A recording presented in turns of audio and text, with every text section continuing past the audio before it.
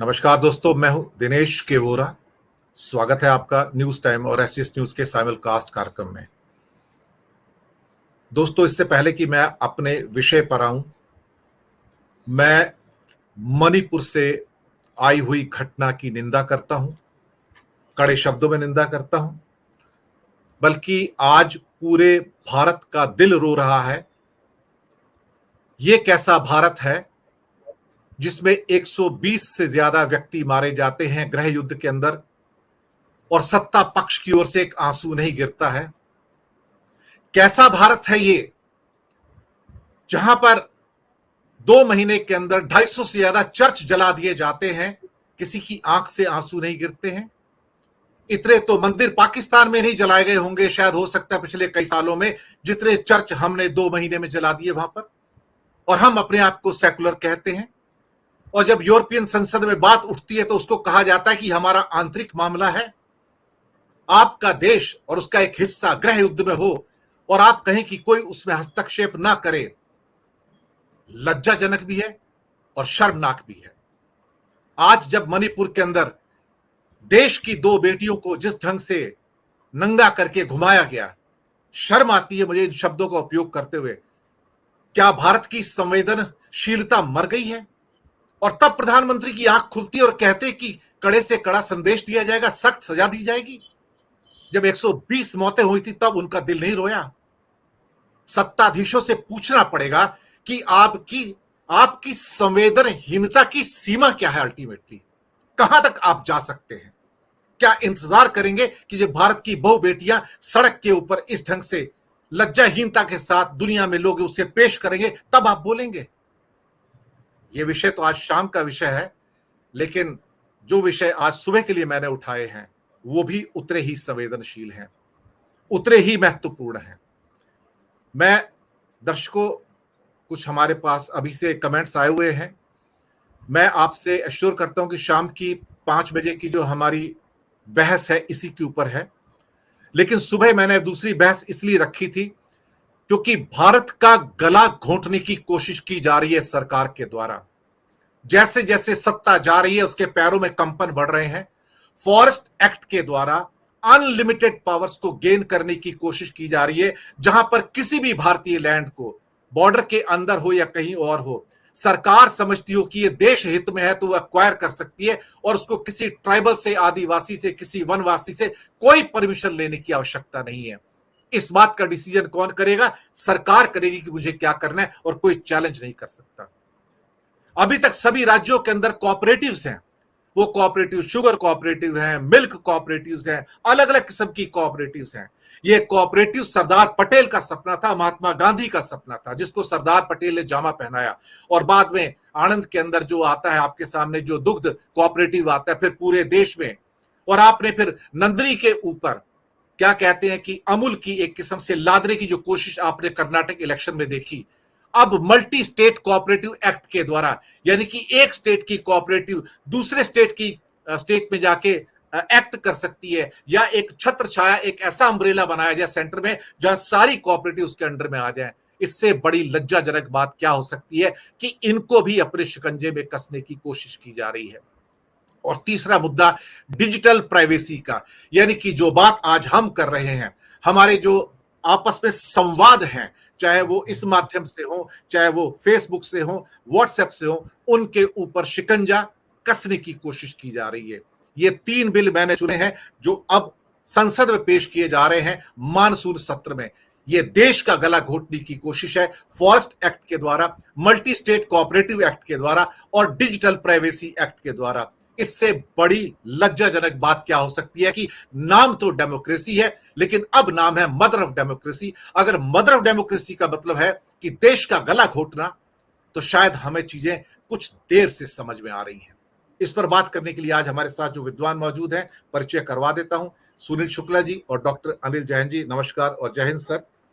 आज दिल तो रो रहा है, लेकिन मणिपुर के ऊपर भी, और जो इस ढंग से गला घोटने की कार्रवाई हो रही है फॉरेस्ट एक्ट में, मल्टी स्टेट कोऑपरेटिव एक्ट में और डिजिटल प्राइवेसी के अंदर, ऐसा लगता है कि सरकार जाते जाते एक ऐसा शिकंजा कसने जा रही है जहां से हमसे हर किस्म की आजादी और संवाद छीन लेना चाहते हैं। सुनील शुक्ला जी, पहली टिप्पणी आपको मैं आमंत्रित करता हूं इस विषय के ऊपर। धन्यवाद दिनेश जी।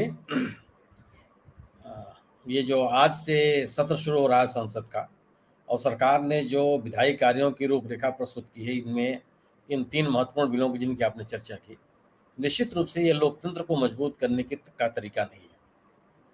यह सरकार जब आई थी, मोदी सरकार जब आई थी, तो इसने कहा था कि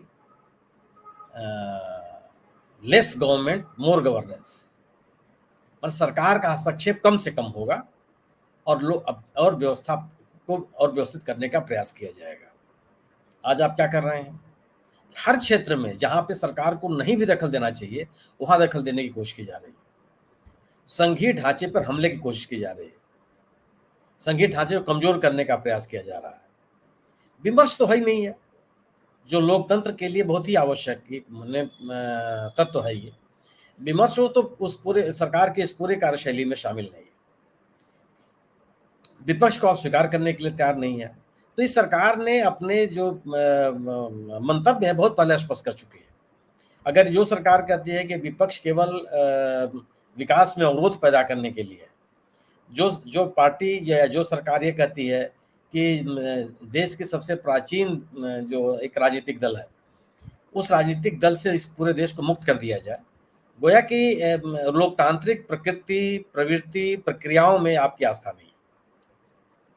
सहकारिता एक राज्य का अंग है, राज्य का विषय है, ये संविधान हमारा कहता है।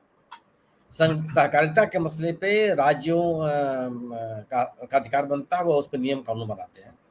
और संघ की परिकल्पना, सहकारिता की परिकल्पना भी इसीलिए की गई थी कि स्थानीय स्तर पर लोग अपना समूह बनाएंगे, अपनी समस्याओं का समाधान करेंगे और अपने लिए प्रगति के जो रास्ते होंगे उनका चुनाव करेंगे। सहकारिता की रूपरेखा इस रूप में नहीं देखी गई थी कि उसमें सरकार जगह जगह हस्तक्षेप करेगी और जिस सहकारी संघ को चाहेगी उसको प्रमोट करेगी, जिस चीज को नहीं चाहेगी उसको किसी के अधीन डाल देगी। ये तो मूल सहकारिता के मंतव्य के खिलाफ है। आपने सही कहा कि इसकी परिकल्पना की थी महात्मा गांधी ने, और उसको अमली जामा पहनाने का प्रयास किया था सरदार वल्लभ भाई पटेल ने। और यह आंदोलन देश के कई हिस्सों में बहुत महत्वपूर्ण तरीके से चल रहा है। गुजरात उसमें से एक है, महाराष्ट्र उसमें से एक है। सहकारिता के अधीन कई ढेर सारे संस्थान हैं जो बड़ी मजबूती के साथ काम कर रहे हैं, लेकिन जब उसमें सरकारी हस्तक्षेप बढ़ता गया तो उनको कमजोर करने की कोशिश की गई और उसमें सरकार ने अपने दखल बढ़ाने का प्रयास किया, जो बहुत ही उचित नहीं था, बल्कि निंदनीय था। अब जो ये प्रयास किया जा रहा है, हालांकि सरकार को सोचना चाहिए था कि भारतीय जनता पार्टी को केवल एक मुद्दे पे, कर्नाटक में नंदिनी के इश्यू पर कितना नुकसान हुआ और किस तरह का प्रतिकार और विरोध का सामना करना पड़ा। एक अनुभव आपके पास, एक राजनीतिक अनुभव आपके पास है कि लोग अपने सहकारी संस्थानों में, अपने सहकारी आंदोलन में, अपने सहकारी संघों में किसी तरह का हस्तक्षेप नहीं स्वीकार करने के लिए तैयार है। सर तमिलनाडु में भी इंटरफेयर करने की कोशिश की कोऑपरेटिव्स में, तमिलनाडु में की गई। जी जी जी, बिल्कुल की गई।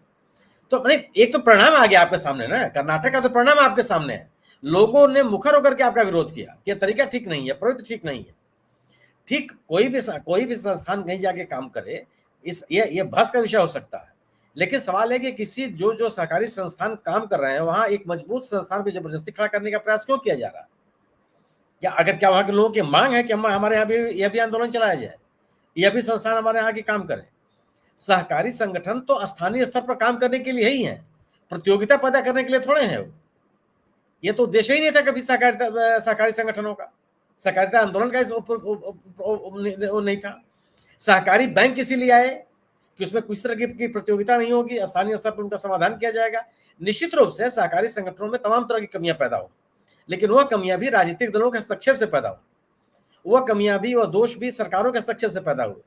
उन कमियों को दूर करने की कोशिश के बजाय जो बहुत बेहतर तरीके से संघ काम कर रहे हैं, उन सहकारिता संघों में जो लोग शामिल है, जो सदस्य हैं, उनकी बेहतरी के लिए, उनके सशक्तिकरण के लिए काम कर रहे हैं, उनके सामने इस तरह की चुनौती पैदा करके निश्चित रूप से उनको इस सशक्तिकरण के प्रयास को कमजोर करने की कोशिश है।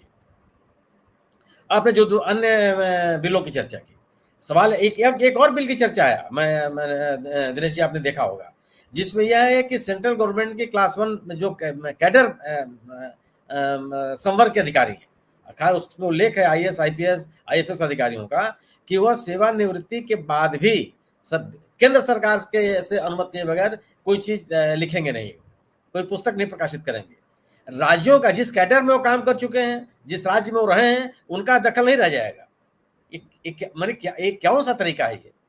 किन किन मानकों की तरफ आप बढ़ने का प्रयास कर रहे हैं?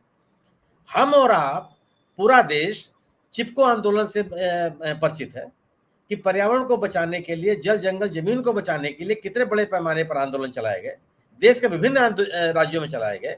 ये आज भी कहा जाता रहा है कि जो क्लाइमेट चेंज की स्थिति है, इसको रोकने के लिए आवश्यक है कि वृक्षों को बचाया जाए, जंगल को बचाया जाए, जो टेरिटोरियल फॉरेस्ट है उनको बचाया जाए।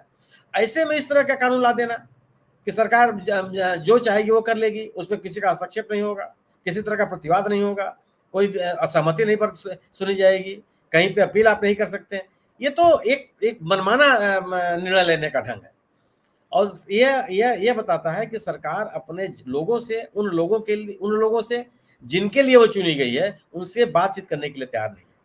और यह गवर्नेंस का बहुत ही आपत्तिजनक तरीका है, निंदनीय तरीका है, और मुझे नहीं लगता कि इसको लोग स्वीकार करेंगे। और जहां भी ये कोशिश की गई, आपके सामने है, नंदनी का मामला आपके सामने है, और अन्य राज्यों में भी इस तरह के मामले हैं जहां पे इस तरह के हस्तक्षेप करने की कोशिश किया केंद्र सरकार ने, लोगों ने बहुत जबरदस्त तरीके से उसका प्रतिकार किया है। और ये जो जिन तीनों बिलों का आपने उल्लेख किया, ये निश्चित रूप से हमारे देश के परंपराओं के अनुकूल नहीं है, हमारी जीवन शैली के अनुकूल नहीं है। हमारे राष्ट्र के नायकों ने जो मूल्य, जो राजनीतिक मूल्य और जो सोच हमको दी है, उसके अनुकूल नहीं है, और इनका तो प्रतिकार होना ही चाहिए। यह हम एक लोकतंत्र से अलग एक अलग रास्ते पर चलने का प्रयास कर रहे हैं। यह किसी रूप में भी इसको स्वीकार नहीं किया जाना चाहिए। और मुझे लगता भी है कि जो विपक्षी दल हैं, मुझे नहीं लगता कि इसके लिए वो तैयार होंगे। यहाँ तक कि जो इस सरकार के समर्थक दलों में भी इस विषय को लेकर के आपत्ति होनी चाहिए, और सिविल सोसाइटी को भी इसको लेकर के आपत्ति होगी। और यह निश्चित रूप से बहुत ही निंदनीय है और लोकतंत्र के विरुद्ध है। जी, बहुत अच्छे बिंदु उठाए आपने सुनील।